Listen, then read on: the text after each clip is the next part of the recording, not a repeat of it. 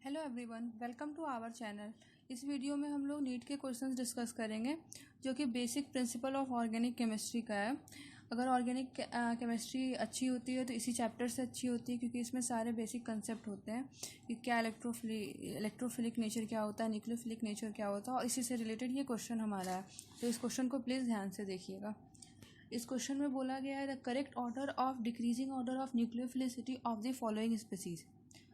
हमें ऑर्डर बताना है न्यूक्लियोफाइल का। तो ये क्वेश्चन करने के लिए सबसे पहले हमको ये जानना होगा कि न्यूक्लियोफाइल होता क्या है। तो न्यूक्लियोफाइल होता है वो उसको कहते हैं जिसमें इलेक्ट्रॉन डेंसिटी ज़्यादा होती है। Nucleophile electron density is maximum, मतलब इज़ मोर। और न्यूक्लियोफाइल हमेशा रिएक्ट करना चाहता है इलेक्ट्रोफाइल से, जो इलेक्ट्रॉन डिफिशियंट होता है। तो जितना अच्छा इलेक्ट्रॉन डेंसिटी होगा किसी कंपाउंड में, उतनी अच्छी उसकी न्यूक्लियोफिलिसिटी होगी। तो न्यूक्लियोफिलिसिटी जो होती है वो डायरेक्टली प्रोपोर्शनल होती है इलेक्ट्रॉन डेंसिटी के। तो अब हमें यही बताना है कि जिसमें इलेक्ट्रॉन डेंसिटी ज़्यादा होगी उसकी न्यूक्लियोफिलिसिटी ज़्यादा होगी। तो बस हमें यही फाइंड आउट करना है कि किसकी इलेक्ट्रॉन डेंसिटी ज़्यादा होगी। तो सबका पहले खोल के स्ट्रक्चर लिखें कि वो क्या लिखा हुआ है एग्जैक्ट स्ट्रक्चर। तो जो फर्स्ट वन है वो कुछ इस तरह है, CH3 CO- CH3 पहला ये है। दूसरा जो है वो सिर्फ है मिथॉक्साइड आयन। फोर्थ है ethoxide ion CH3 CH2O- and the C1 is isopropane O- CH3। अब इसमें हम लोगों को देखना है कि किसकी न्यूक्लियोफिलिसिटी ज़्यादा होगी। तो ये जो मिथाइल ग्रुप होता है वो प्लस आई इफेक्ट और प्लस एच इफेक्ट शो करता है। तो मिथाइल ग्रुप CH3 ग्रुप जो होता है वो प्लस आई इफेक्ट और प्लस एच इफेक्ट शो करता है, और सब में कॉमन है, सब में ही मिथाइल ग्रुप है।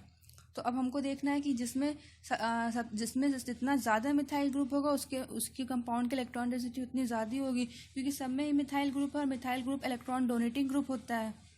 इलेक्ट्रॉन डोनेटिंग ग्रुप, तो जिसमें ज़्यादा मिथाइल ग्रुप होगा वो ज़्यादा अच्छे तरीके से इलेक्ट्रॉन डोनेट करेगा।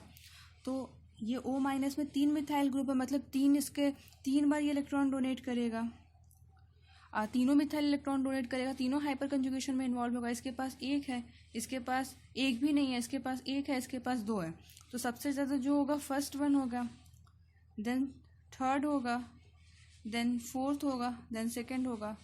बस नंबर ऑफ मिथाइल ग्रुप के अकॉर्डिंग किए हैं, क्योंकि न्यूक्लियोफिलिसिटी जो होता है इलेक्ट्रॉन डेंसिटी के डायरेक्टली प्रोपोर्शनल होता है, और इलेक्ट्रॉन डेंसिटी सबसे ज़्यादा फर्स्ट की है। तो जो इसमें जो मैच करेगा बी वाला ही एक ऑप्शन है जिसमें फर्स्ट, थर्ड, फोर्थ, सेकेंड। हाँ, तो B is the right answer for this question. ये क्वेश्चन नीट के क्वेश्चन है। और नेक्स्ट क्वेश्चन है हमारा, इसमें बोला गया which of the following intermediate is most stable. कौन सा इंटरमीडिएट सबसे ज़्यादा स्टेबल होगा, हमें ये बताना है। तो हम पढ़े होते हैं कार्बोकैटायन की स्टेबिलिटी और कार्बन आयन की स्टेबिलिटी। कार्बन कैटायन जो होता है, कार्बोकैटायन, वो इलेक्ट्रॉन डिफिशियंट होता है, ऐसे हम पढ़े होते हैं। इलेक्ट्रॉन डिफिशियंट होता है तो मतलब कोई इलेक्ट्रॉन डोनेटिंग ग्रुप इस पर अटैच होना चाहिए। इसको नीड होती है इलेक्ट्रॉन डोनेटिंग ग्रुप की। और जो न्यूक्लियोफाइल होता है वो इलेक्ट्रॉन रिच होता है, तो इसको नीड होती है इलेक्ट्रॉन विड्रॉइंग ग्रुप के लिए। ये हम लोग पढ़े होते हैं। तो कार्बोकैटायन पे जितना ज़्यादा इलेक्ट्रॉन डोनेटिंग ग्रुप लगा होता है वो ज़्यादा स्टेबल होता है, और न्यूक्लियोफाइल पे इलेक्ट्रॉन विड्रॉइंग ग्रुप लगा होता है तो वो स्टेबल होता है। ये हम पढ़ते हैं। लेकिन इसमें बोला गया which of the following intermediate is most stable carbocation. तो कार्बोकैटायन की पोजीशन तो हर जगह सेम है, मतलब अगर ये तीनों देखें तो तीनों की ही पोजीशन सेम है। यहाँ पे एक मिथाइल ग्रुप लगा जो कि लग रहा है कि ये स्टेबलाइज करेगा, यहाँ पे भी एक इथाइल ग्रुप लगा है कि लग रहा है स्टेबलाइज करेगा।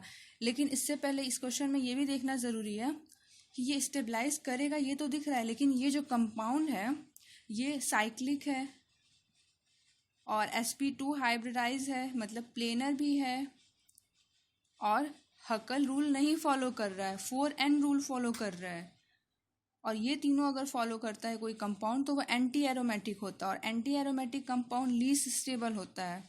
ये एंटी एरोमेटिक कंपाउंड हो गया। और anti aromatic compound least stable होता है, सबसे ज़्यादा स्टेबिलिटी एरोमेटिक की होती है, फिर होमो एरोमेटिक की होती है, होमो एरोमेटिक या नॉन एरोमेटिक मान लें, नॉन एरोमेटिक की होती है, फिर एंटी एरोमेटिक की होती है। एंटी एरोमेटिक की सबसे कम होती है। और एरोमेटिक के लिए कंडीशन होती है कि कोई भी कंपाउंड जो हो वो साइक्लिक हो, प्लेनर हो, मतलब sp2 कार्बन हो, और 4n+2 इलेक्ट्रॉन फॉलो करता हो रूल। और एंटी एरोमेटिक के लिए सारी कंडीशन तो सेम होती है, बस एक डिफरेंट होती है, प्लेनर हो, वहाँ पे 4n फॉलो करता है और लीस्ट स्टेबल हो जाता है। तो ये तो साइक्लिक भी है, sp2 भी है, प्लेनर भी है, 4n भी है, तो ये लीस्ट स्टेबल हो गया। ये भी सिमिलर लीस्ट स्टेबल, ये भी लीस्ट स्टेबल। और मिथाइल इथाइल से कोई फर्क नहीं पड़ेगा, एंटी एरोमेटिक एग्जिस्ट ही नहीं करेगा। और ये वाला कंपाउंड है, इस पर निगेटिव चार्ज है। पहले भी कई वीडियो में बता चुके हैं कि जो निगेटिव चार्ज होता है वो इक्विवेलेंट होता है 2 इलेक्ट्रॉन के। तो यहाँ पे एक निगेटिव चार्ज है तो 2 इलेक्ट्रॉन के इक्विवेलेंट हुआ। और 2 डबल बॉन्ड है, एक डबल बॉन्ड जो होता है वो भी 2 इलेक्ट्रॉन के इक्विवेलेंट होता है, 1 डबल बॉन्ड भी 2 इलेक्ट्रॉन के इक्विवेलेंट होता है। तो 2 डबल बॉन्ड और एक निगेटिव चार्ज, टोटल इसके पास 6 इलेक्ट्रॉन होगा। और 6 इलेक्ट्रॉन तो एरोमेटिसिटी कंपाउंड में पाया जाता है, जैसे कि बेंजीन में भी 6 इलेक्ट्रॉन होता है। तो जो साइक्लोपेंटाडिनाइल है, ये जो है ये एरोमेटिक कंपाउंड हो गया, क्योंकि ये इसके पास 6 इलेक्ट्रॉन है, 4n+2 रूल फॉलो कर रहा है, प्लेनर है और साइक्लिक है। तो यहाँ पे जो हम लोग स्टेबिलिटी देख रहे हैं कंपाउंड की, वो इसके अकॉर्डिंग देख रहे हैं कि कौन सा एरोमेटिक है, कौन सा नॉन एरोमेटिक और कौन सा एंटी एरोमेटिक है। तो ए वाला जो है वो एरोमेटिक कंपाउंड है, इसलिए ये मोस्ट स्टेबल हुआ। और ये सब एंटी एरोमेटिक कंपाउंड है, इसलिए ये लीस्ट स्टेबल हुआ। एंटी एरोमेटिक कंपाउंड एग्जिस्ट ही नहीं करता है। तो A is the right answer for this question.